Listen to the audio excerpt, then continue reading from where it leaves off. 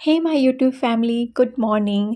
आज का दिन मेरे लिए एक अनमोल तोहफ़ा लेके आया था।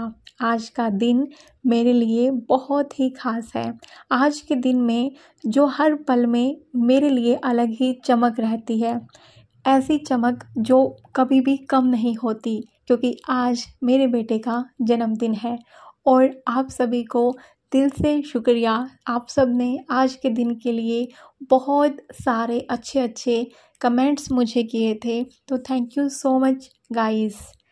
आज 20th ऑफ जुलाई 2024 4 बजे मेरी सुबह की शुरुआत हुई थी और मैंने थोड़ा सा ऐसे ही ये दिया लगाया था घर में। इस दिए से और इस अरोमा ऑयल से हर जगह खुशबू फैल जाती है। मुझे बहुत अच्छा लग रहा था। आज सुबह से ही एक अलग ही एनर्जी थी, मन में एक अलग ही वो चीज़ें घूम रही थी जो मेरी प्रेगनेंसी की जर्नी जहाँ से स्टार्ट हुई थी, फिर डिलीवरी, और जब पहली बारी मैंने अपने बच्चे को देखा था, गोदी में उठाया था, वो सब चीज़ें सुबह उठने के बाद ही सब ऐसा माइंड में चल रही थी। आज इस वीडियो के एंड में मैं कुछ अपने वो मोमेंट्स भी शेयर करूँगी जो मैं ज़िंदगी भर के लिए देखना चाहती हूँ। जब भी मैं फ्री होती हूँ मैं उन वीडियोस को देखती हूँ। मैं कोशिश करूँगी उन वीडियोस को थोड़ा सा लास्ट में ऐड करने की। आप में से किसी ने पूछा था कि मैं किस चीज़ की तैयारी कर रही हूँ, किस चीज़ के लिए पढ़ाई करती हूँ, तो मैं यूपीएससी 2025 के लिए प्रिपेयर कर रही हूँ। आप में से बहुत सारे लोगों ने मुझसे पूछा है कि मैं करंट अफेयर कहाँ से करती हूँ, तो अभी मैं जो बता रही हूँ मैं ये नहीं बताऊँगी कि क्या ज़रूरी है, मैं ये बता रही हूँ कि मैं क्या करती हूँ, क्योंकि करंट अफेयर करने का सबका अपना अलग तरीका हो सकता है। देखिए, जब मैंने करंट अफेयर को स्टार्ट किया तो मैंने न्यूज़पेपर से स्टार्ट किया था। जैसे ही मैंने ये प्रिपेयर स्टार्ट किया जनवरी में, तो जनवरी एंड या फरवरी स्टार्टिंग में मैंने द हिंदू न्यूज़पेपर लगवाया था और मैंने वहाँ से पढ़ना स्टार्ट किया। स्टार्टिंग में मेरे को बहुत टाइम लगा, धीरे धीरे टाइम कम होने लगा, लेकिन फिर भी इतना इफ़ेक्टिव नहीं मुझे लग रहा था, क्योंकि मुझे ऐसा लग रहा था कि पहले मैं न्यूज़ को फाइंड आउट करती हूँ, उसके बाद फिर वो पढ़ती हूँ, फिर देखती हूँ कि कहाँ से नोट्स बनाना है। थोड़ा टाइम कंज्यूमिंग ज़्यादा लगा, तो मैंने न्यूज़पेपर वाला आइडिया स्किप कर दिया। उसके बाद फिर मैंने यूट्यूब एनालिसिस वीडियो को देखना स्टार्ट किया। कुछ दिनों तक मैंने वो भी देखा, अभी भी मैं देखती हूँ। जब कभी वॉक करती हूँ या कभी पढ़ने का मन नहीं करता तो फ़ोन उठा के मैं वो वीडियो एनालिसिस सुन लेती हूँ। जैसे कि दीपक यादव एजुकेशन चैनल है, वहाँ पे आता है। मैंने बायजूस का भी सुना हुआ है, IAS एक्सटेंडेड कुछ चैनल है उसका भी सुना हुआ है। तो उनमें से मैं किसी का भी रेफ़र कर लेती हूँ। कोई फ़िक्स मेरा अभी तक नहीं है, मैं सही बताऊँ तो, लेकिन एक गलत बात है, फ़िक्स हो जाना चाहिए था। लेकिन मुझे ऐसा लगता है कि घूमते फिरते या कभी मन नहीं करता पढ़ाई करने का, तो ही मैं वीडियो एनालिसिस सुनती हूँ। सबसे जो मेन ज़रिया है मेरा, वो वेबसाइट और मंथली मैगज़ीन रहता है। देखिए, वेबसाइट के लिए दृष्टि का वेबसाइट, इनसाइट डेली का वेबसाइट और सिविल्स डेली, इन तीनों को मैंने सर्च किया था और ये तीनों ही मुझे अच्छी लगी थी। और डेली क्वेश्चन अटैम्प्ट करने के लिए भी, प्रीलिम्स के लिए जीके टुडे या बहुत सारी वेबसाइट हैं, उनमें से किसी को भी रेफ़र कर सकते हैं। डेली मैं करंट अफेयर करती हूँ, 2 घंटे मैं कम से कम देती हूँ करंट अफेयर को। कभी ना कर पाऊँ करंट अफेयर तो मैं नेक्स्ट डे या फिर उससे नेक्स्ट डे जब भी टाइम मिलता है, या वीकली संडे वाले दिन जो भी मेरा बैकअप रह जाता है वो मैं करती हूँ। और मैं कोशिश करती हूँ कि डेली हो जाए, डेली MCQs अटैम्प्ट मैं कर लूँ। मेरे को वीडियो से ज़्यादा वेबसाइट से करना क्यों अच्छा लगता है, क्योंकि वीडियो से हम किसी को सुन रहे होते हैं सिर्फ, उसमें हमारा कुछ माइंड का इनपुट नहीं जाता है, तो वो चीज़ें हमें याद भी कम रहती हैं। लेकिन जब हम किसी वेबसाइट से करते हैं, उस चीज़ के बारे में फिर हम सर्च करते हैं गूगल से या यूट्यूब से, तो कहीं ना कहीं हमारा माइंड एक्टिवेट ज़्यादा रहता है, हमारी इनपुट ज़्यादा रहती है। इस वजह से चीज़ें हमें ज़्यादा याद रहती हैं। और सुनी सुनाई चीज़ें याद तो रहती हैं लेकिन लंबे टाइम तक नहीं रहती हैं। लेकिन जब हम कोई चीज़ सुन भी लेते हैं, कहीं से पढ़ाई भी उसकी कर लेते हैं, लाइक वेबसाइट से, उसके बारे में कुछ खोज खबर लेते हैं गूगल पे, जो चीज़ हमें समझ में नहीं आती, ज़्यादा टाइम के लिए हम उस टॉपिक में इन्वॉल्व रहते हैं, तो वो टॉपिक हमें ज़्यादा टाइम के लिए याद रहता है। इसलिए मेरा खुद का ये मानना है कि ना तो न्यूज़पेपर ना ही वीडियो एनालिसिस, लेकिन वेबसाइट और जो ये करंट अफेयर की मंथली मैगजीन है रिवीजन के लिए ये सही है। या फिर वीडियो एनालिसिस वीकली बेस वाला, मंथली वाला रिवीजन के लिए वो भी सही है। डेली 2 घंटे कम से कम करंट अफेयर को जाने चाहिए, ये मेरा मानना है पर्सनली। और वीकली हमें रिवाइज़ कर लेना चाहिए एक बारी, और मंथली भी रिवाइज़ कर लेना चाहिए, क्योंकि करंट अफेयर बेस पे क्वेश्चन बहुत ज़्यादा आते हैं। एक और किसी ने पूछा था कि क्या आप नोट्स मेकिंग करती हैं करंट अफेयर का?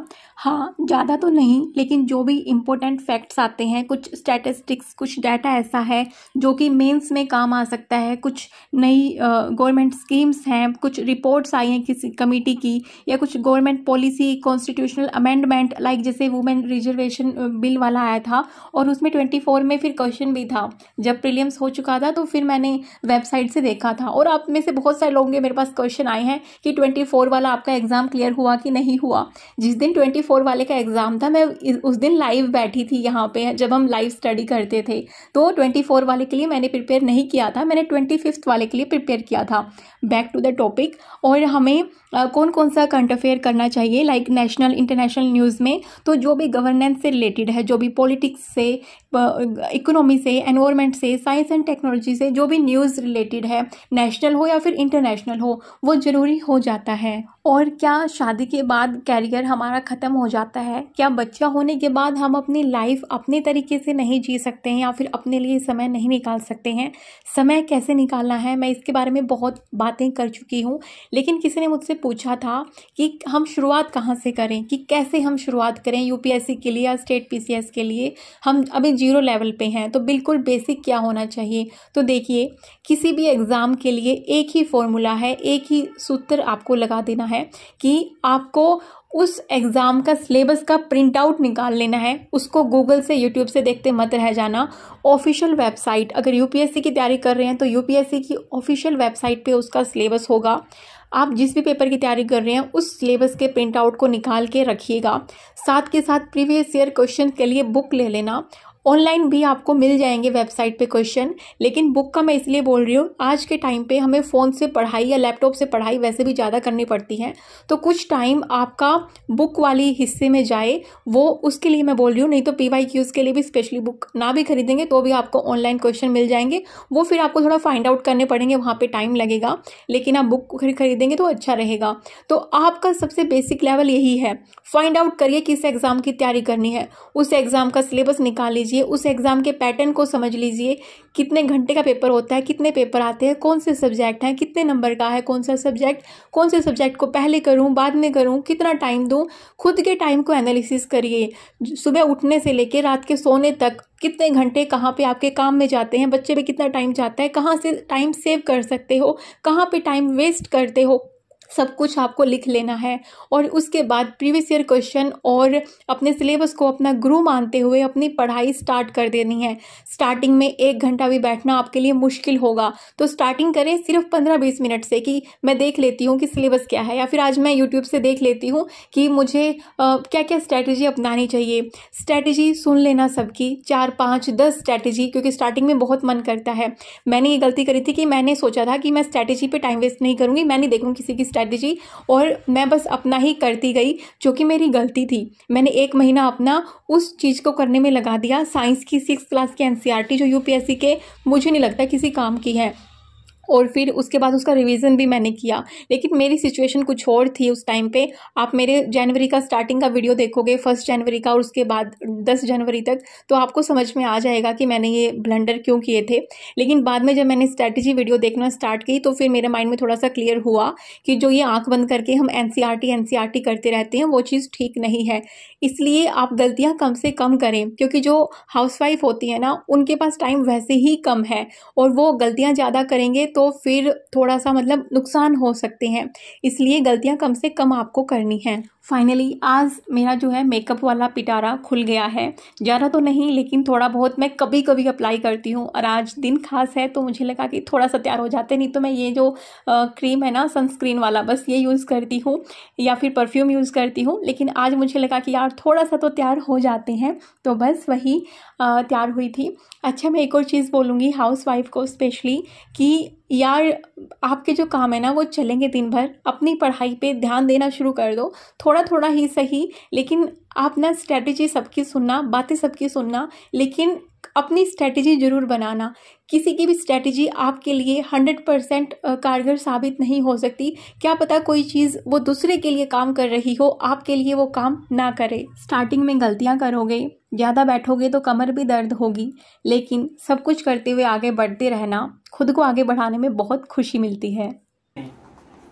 बाबूजी दूसरा जूता चमड़ेगा, ये देखो आयुष के पैर में जाएगा, छटक दे अंदर जाएगा, आयुष रोएगा नहीं, पहनेगा। पहन गया।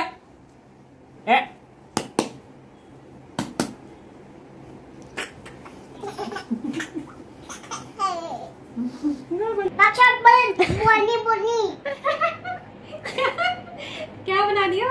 फिर से बोलना। हाँ बेटा बना दो। वही दिया, यहाँ पे भी लगा दिया, ये क्यों छोड़ दिया? थंब पे लगा दो। वाह, ये वाला डिजाइन अच्छा बनाया है ना। ये तो मम्मा से भी नहीं बनता बेटू, ये अच्छा बना दिया तुमने। इधर भी बना दो, भी इधर खाली रह गया। वाह वाह वाह, कैसे बना दिए? राउंड राउंड बनाएगा, बना दे।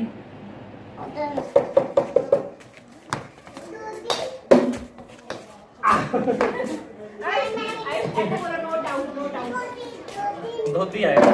चलो अब अपन को दिया पापा को, मम्मा के चलो तुम बोली नहीं बैठिंग ना आओ तो मैं भी पाई कड़ी जोर से खाएंगे, बोल मैं क्या। लम्हे जो हमें हमेशा याद रहते हैं, जो दिल के हमेशा करीब होते हैं।